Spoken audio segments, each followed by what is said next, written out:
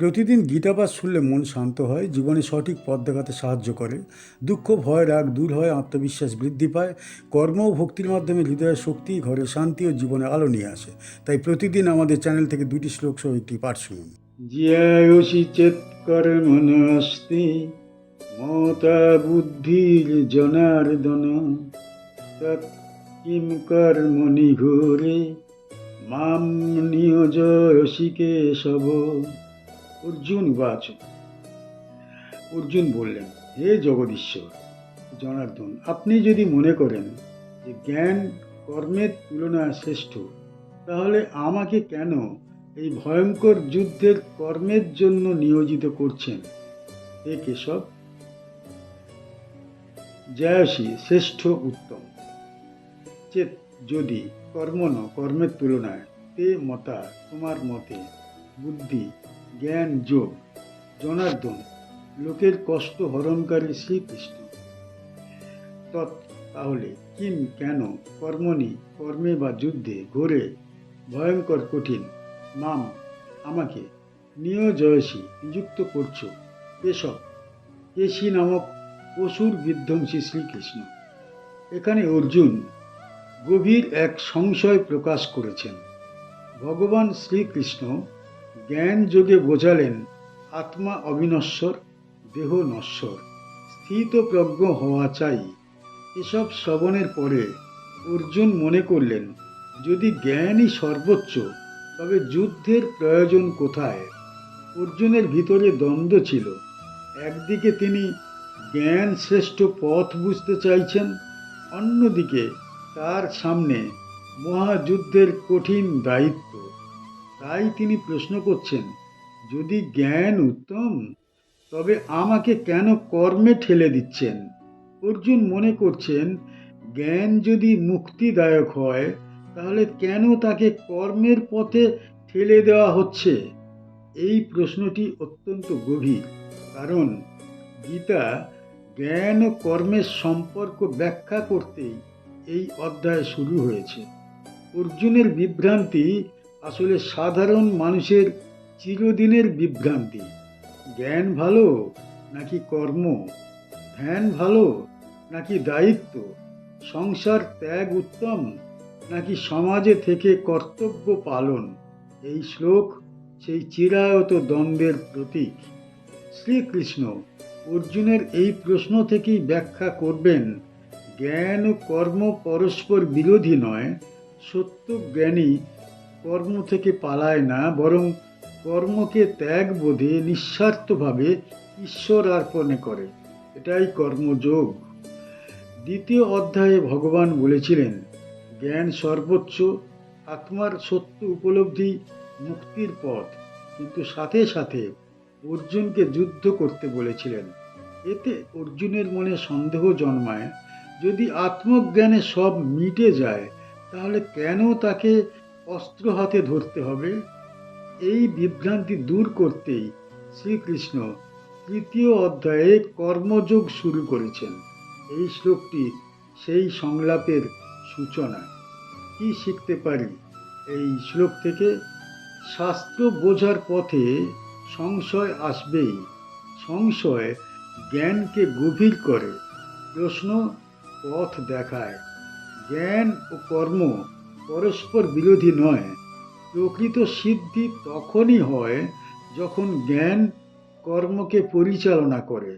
জ্ঞানী হওয়া মানে দায়িত্ব থেকে পালানো নয়, দায়িত্ব পালনই ঈশ্বর সেবা। পরিস্থিতি যত কঠিন হোক, কর্তব্য এড়ানো উচিত নয়। অর্জুনের যুদ্ধ মানব জাতির ন্যায় রক্ষার অঙ্গ। কর্ম দিয়ে সমাজ দাঁড়ায়, জ্ঞান দিয়ে মানুষ দাঁড়ায়। তাই দুটিই প্রয়োজন। ব্যামিশেনেব বাক্যেন বুদ্ধিম মোহয় শিব মে তদেকম বদ নিশ্চিত্য ইয়েন সেহম আপ্নুয়াম।